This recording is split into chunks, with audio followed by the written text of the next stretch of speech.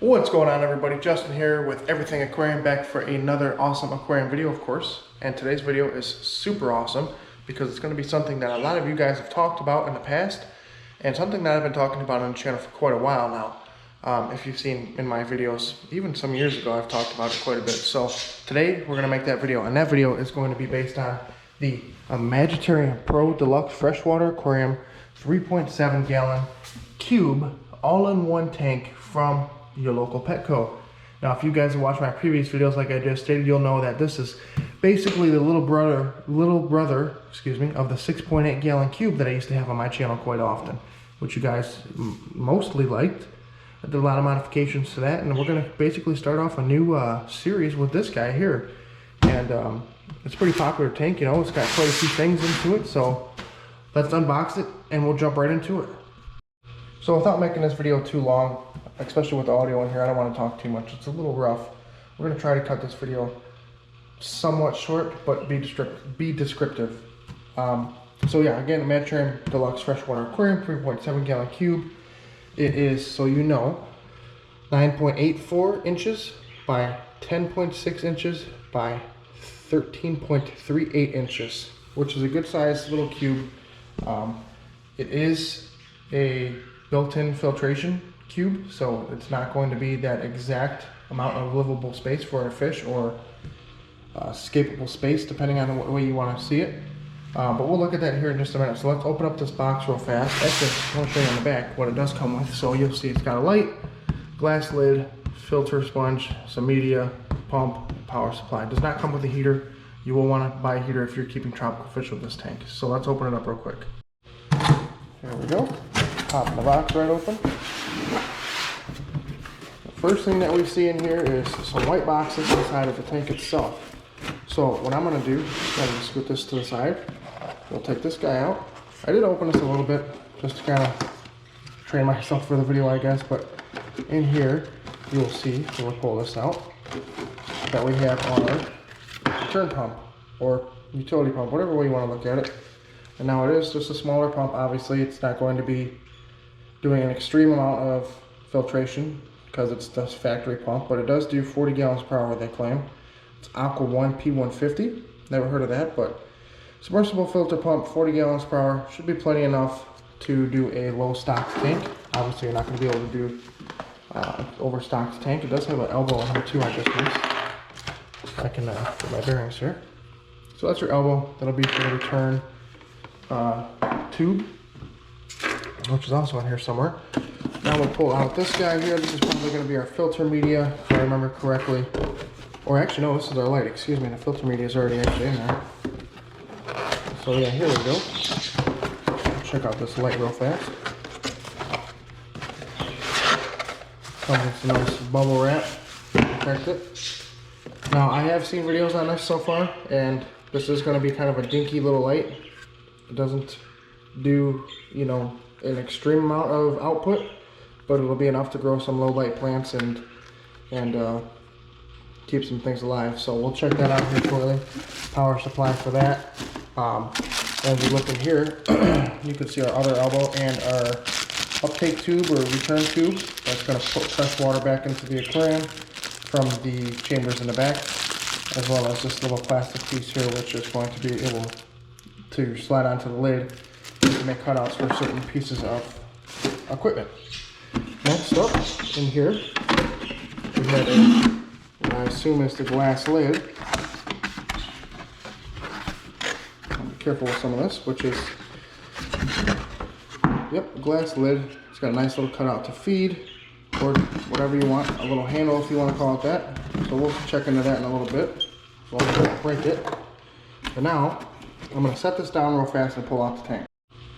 Alright, ladies and gentlemen, here's the tank. We have some how to set up your Deluxe Freshwater Aquarium directions. We don't need those where we're going, so we'll get rid of that. Let's start off in the back. Got carbon with some filter floss. We're not going to use that where we're going either, so we'll get rid of that. You can use it. I mean, if you're a beginner, definitely go ahead and throw it in your tank. It'll help you out a little bit. You know, get some biobacteria built up on there. And carbon definitely makes the tank look a little bit better. But if you're doing what I'm doing, which is keeping plants and all that stuff, I would not recommend it.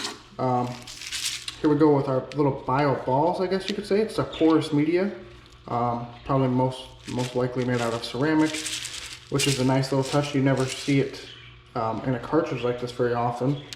This is kind of like a Petco thing, or Imagitarium, whatever you want to call it. They're all the same. And it's got quite a few in here, so we're going to have a decent little bio load, or not bio load, but bio filter once we get established here, of course. So that will be good. 2 little trays in here for it to slide into, and you know, slide the other one. Honestly, if I was going to be smart, which I'm going to, I'll probably buy a second one of these and put it in here instead of the floss with the carbon. Back here we have our filter sponge. Small sponge, nothing too big, but it's enough to add some more mechanical filtration and biofiltration as well, and a return pump chamber.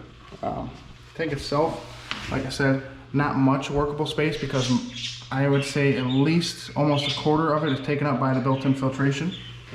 Let me just kind of give you a panorama here. So here, as you can see, built-in filtration, workable space. I can easily spread that with my fingers. It's not a huge area, so we got a little bit to work with. We're going to try to scape it to our best ability. I got some cool stuff for that. So yeah, guys, that's the unboxing. Let me throw some stuff together here, like the lid and the light, and I'll plug it in so you can see a little bit better. Also, ladies and gentlemen, I want to throw this in here that I am using a 25-watt heater. This is for aquariums up to 5 gallons. It states it's the First Fins brand. It's from my local pet store. And it's a decent brand. It is adjustable. I like to use these. And they've worked pretty well for me. So that's what I'm going to throw in here. Just one more second and I'm going to show you the tank. Alright, here we are with it mostly set up. Obviously there's no water in it, but it is equipment wise set up. Here's what I wanted to mention to you about the light, is the light does not stick out very far. The arm here, as you can see, is not very long. It's really too short to get out toward that middle section where you would really want it. So we probably will upgrade that here later on. But for now, we're going to try to just use this stock equipment to set it up. I did get the heater back in there, as you can see, and the return pump chamber. So really that's about it for now, guys. With that, we're going to go ahead and scape it now. So I'm going to show you some of the supplies I'm going to use for that today. So here's what we got to scape. We're going to start with our substrate, which is going to be a UNS Contra Soil. This is the fine brown. I actually ordered black, but they sent me brown on accident, but we'll use it. I got about 6 pounds of it here. Let's see how that works out. I have a piece of spider wood here on slate just to kind of help sink it, and then some really cool rock, which I've never used before. This is Icelandic lava stone is what it is advertised as. So it's basically lava rock, but it's a lot more gray. So we're going to wash some of this stuff up now. We have plants from this tank that we're going to be pulling and putting over into this tank here. So let me wash some of the stuff and then we'll get started on that. So we're going to start this off with the UNS Contra Soil. Actually, we're going to put our wood in here first. I'm not sure exactly how I'm going to scape it yet, but I think I'm just going to kind of set it in here in the middle. I've had to trim it down quite a bit just because of the branches. It's not the best piece, but it's a simple one that we're just trying to throw together, I guess, and let it grow in and it'll look good. It's really hard to screw up a scape, so I'm hoping this just turned out to be somewhat decent, and then we'll have a good looking scape. I might wrap some moss on there, actually. I'm not sure yet. Maybe we'll even have to glue some plants. So I'm going to come up with some things and then come back here in just a minute. Alright, as you can see, we got some of the hardscape set up with some Anubias nana here and there glued in, and then Anubias nana petite, excuse me, and then Anubias nana there, just to kind of give it that tiered up, stepped up look, I guess. Once it fills in and grows out, it'll look a little bit better. Anubias does take some time to grow, but we're just kind of throwing it together, just seeing what it looks like. Okay, now we're going to crack this Contra Soil open here. Start filling it in a little bit with that. See what it looks like. I've never used this stuff before, so it'll be the first time using any type of nutrient-rich substrate besides, one time I used Flu Ball. Or no, Seachem something. What is it called? Seachem Fluorite, I think. So let's dump some of this in.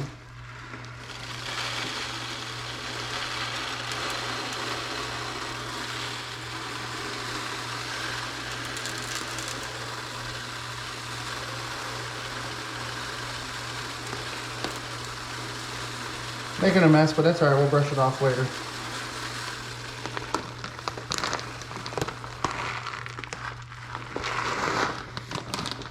A very interesting smell, really earthy. Obviously it's like a lava soil or something like that is what they call it. All this will brush off when we put some water in there, so not to worry. Kind of clean some of that up, and now it's on slate, so we do gotta kind of bury it so it doesn't stick out too much. This is when I wish I had my special little aquascaping spatula, which I don't. So in the meantime, we're just going to use the end of this little mini fish net. Should be able to clear some of it up. I don't want to add too much because it'll be really thick. And we already don't have much room to work with, so this is a challenging scape in itself. It would have been easier to do this on a larger scale tank, but that's okay. We're just working. I'm not a professional. You guys know me if you ever watch my channel, so even that out a little bit and we'll come back in a second.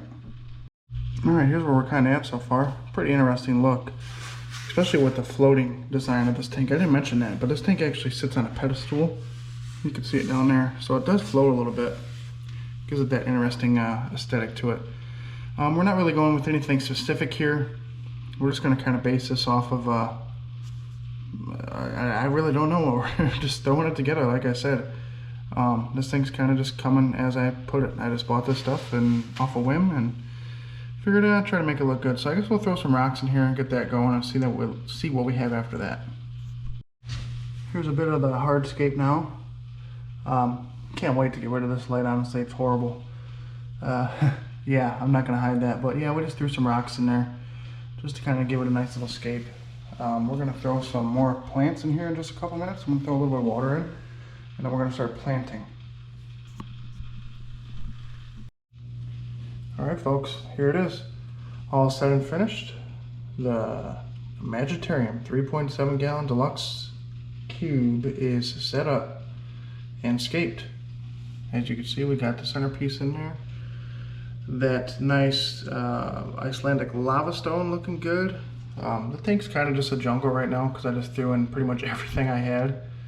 And that's my problem. I always have to put everything in the tank. So I have to learn how to cut back on it. I'm still new relatively into the scaping world. So, oh man, I can't wait to get rid of that light. This light looks horrible, but for now it'll do.